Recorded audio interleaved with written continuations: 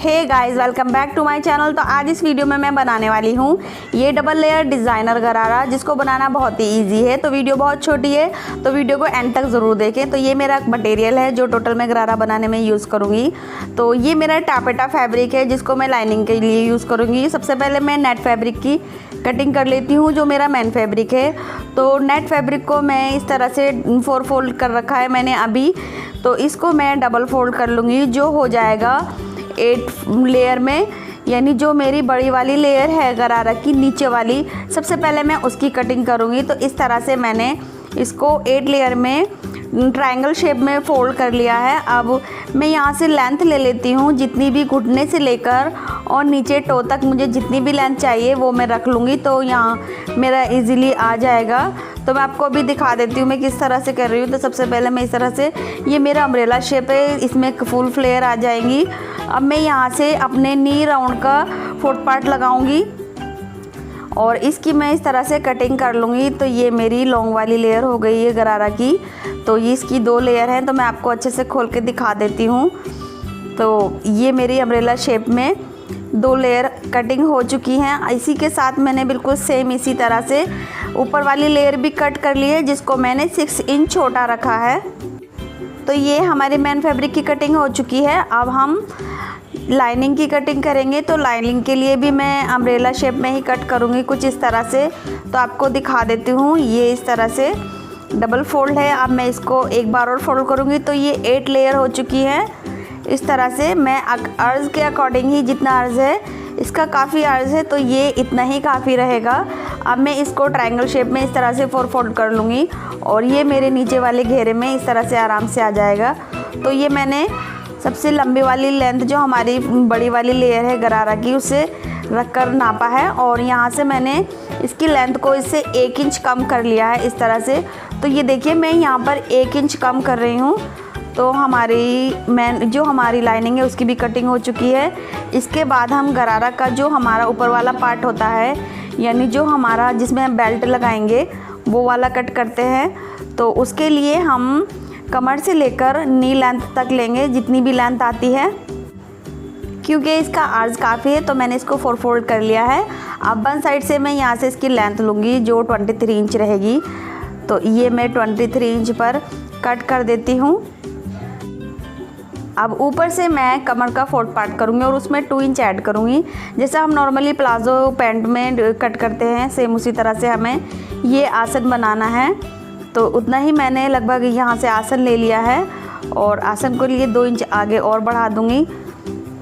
अब यहाँ से मैं नी के ऊपर का जो हमारा राउंड होता है वहाँ की गोलाई लेकर उसमें 2 इंच ऐड कर दूँगी और इस तरह से ये मैंने यहाँ से इतना मार्किंग करके अब इसी पर मैंने कटिंग कर दी है। तो आप देख सकते हैं यहाँ से 2 इंच फोल्ड हो जाएगा और ये नीचे से 1/2 इंच सिल जाएगा। तो अब सबसे पहले हम इसकी स्टिचिंग करते हैं। तो स्टिचिंग करने के लिए यहाँ से आसन की साइड से सिल लेंगे। क्योंकि टापेटा फैब्रिक है तो इसमें काफ़ी धागे निकलते हैं, तो मैं इसको थोड़ा सा अंडरग्राउंड स्टिच दूंगी आसन में। तो पहले तो मैं राइट साइड में 1 फुट स्टिच पर इस तरह से सिल दिया है। अब इसको राइट साइड में इस तरह से पकड़ूंगी तो ये हमारा रॉन्ग साइड में चला जाएगा। इस तरह से यहाँ से 1/2 इंच की एक स्टिच करूँगी। तो ये चीज़ हमारी अंदर चल जाएगी और बाहर की साइड हमारी, ये हमारी बाहर की साइड है और ये हमारी रॉन्ग साइड है। तो ये आसन हमारा अंडरग्राउंड स्टिच हो जाएगा। तो ये कुछ इस तरह से स्टिच हो चुका है, ये देखिए। तो अभी इसके कोई भी एजेस नहीं निकल रहे हैं, ये देखिए। इसके बाद हम ऊपर बेल्ट लगा लेंगे, यानी हम इलास्टिक लगा लेंगे। तो यहाँ से जितना भी आपका कमर का राउंड है उससे 5 इंच या 6 इंच कम करके आप कमर इलास्टिक लेंगे और इस तरह से यहाँ से बंद करके सिल देंगे। तो मैंने कमर से अपनी 6 इंच कम इलास्टिक ली है और इसके दोनों सिरों को इस तरह से रखकर स्टिच कर दिया है। अब हम इस इलास्टिक को इसमें लगाएंगे जो हमारी बेल्ट बनेगी। तो ऊपर से मैं इतना फोल्ड करूँगी लगभग 1 फुट स्टिच पर यहाँ पर, और मैं किनारे पर स्टिच करूँगी। बस ध्यान रखना है जो हमारी स्टिच है वो इलास्टिक पे ना आए और ये फैब्रिक को हमें उतना मोड़ना है जितनी हमने सिलाई करनी है। बस थोड़ा सा ही हमने फैब्रिक को अंदर फोल्ड करना है। और इस तरह से सारे स्टिच को हम सिर्फ कपड़े पे ही सिल लेंगे, लास्टिक पे नहीं सिलेंगे। अगर हम लास्टिक पे सिलेंगे तो लास्टिक की जो स्टिच होती है, स्ट्रेचबिलिटी होती है, वो ख़त्म हो जाती है। तो देखिए मैंने यहाँ पर सिर्फ कपड़े पे सिल रही हूँ। तो ये कुछ इस तरह से हम सिल लेंगे। तो ये हमने देखिए कंप्लीट कर लिया है। अब इसके बाद मैं यहाँ पर इसकी फ़िटिंग लगा लूँगी, जितनी भी हमारी नी की गोलाई होगी। तो लगभग 9.5 इंच मैं यहाँ पर इस तरह से फ़िटिंग लगाऊंगी और इतना ही मैं दूसरी तरफ मार्जिन लूँगी। तो मैंने लगभग 1.5 इंच का एक्स्ट्रा लिया था, जिसको मैंने नीचे से स्टिच कर दिया है। यहाँ से आसन की तरफ से मैं 1/2 से 1.25 इंच का मार्जिन लेते हुए सिलूँगी और नीचे भी उतना ही उतार दूँगी जितना मैंने स्टार्टिंग में किया था, और सिलाई को अच्छे से लॉक कर लेंगे। तो अभी हमारा ये नेकर टाइप का जो होता है गरारा का ऊपर का, वो हमारा कंप्लीट हो चुका है। अब हम इसमें अपनी जो लेयर है वो लगाएंगे। तो सबसे पहले मैं छोटी वाली लेयर को इस तरह से रखूँगी। तो उसके लिए सबसे पहले मैं इनकी फ़िटिंग कर लेती हूँ। तो जितना भी एक्स्ट्रा होगा हमारा, हम वन साइड से एक स्टिच करेंगे। क्योंकि ये अम्ब्रेला है तो एक ही तरफ इसकी स्टिच आएगी, यानी फ़िटिंग आएगी। एक तरफ से ये जॉइंट है तो इसकी कुछ इस तरह से फ़िटिंग हो जाएगी। तो दोनों नेट की लेयर को मैं फ़िटिंग लगा लूँगी, साथ ही जो मेरी लाइनिंग है उसकी भी फ़िटिंग लगा लूँगी। इसके बाद अब हम इसको जॉइन करेंगे। तो जॉइन करने के लिए सबसे पहले मैं छोटी वाली लेयर लूँगी, जिसकी मैंने फ़िटिंग लगा ली है। ये देखिए, तो इसको इस तरह से खोलेंगे। ये मेरी राइट साइड है, तो छोटी वाली लेयर को मैं इस तरह से राइट साइड पे रखूँगी और दोनों की जो हमारी फ़िटिंग है उनको आमने सामने रखेंगे और कुछ इस तरह से मैं इसको इसके अंदर डाल दूँगी। इसके बाद मैं बड़ी वाली लेयर लूँगी।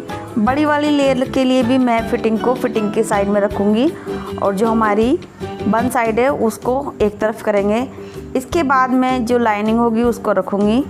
तो लाइनिंग को भी मैं इस तरह से रख रही हूँ। ये देखिए, अब ये जो हमारे चारों लेयर हो चुकी हैं, इनको बराबर रखते हुए फ़िटिंग को आमने सामने रखेंगे चारों की, और पूरे सर्कल में हम 1/2 इंच पर एक स्टिच कर देंगे।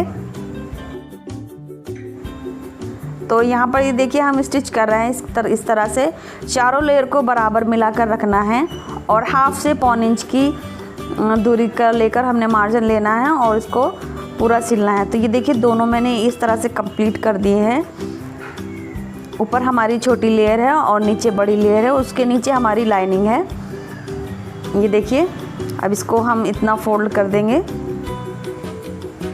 इस तरह से दोनों लेयर को, और इसके बाद ऊपर वाली लेयर पे हम ये जो लगाएंगे लेस, जो हमने ली थी लगभग 10 मीटर, तो इसको हम पूरे सर्कल में लगाएंगे, नीचे भी और ऊपर भी।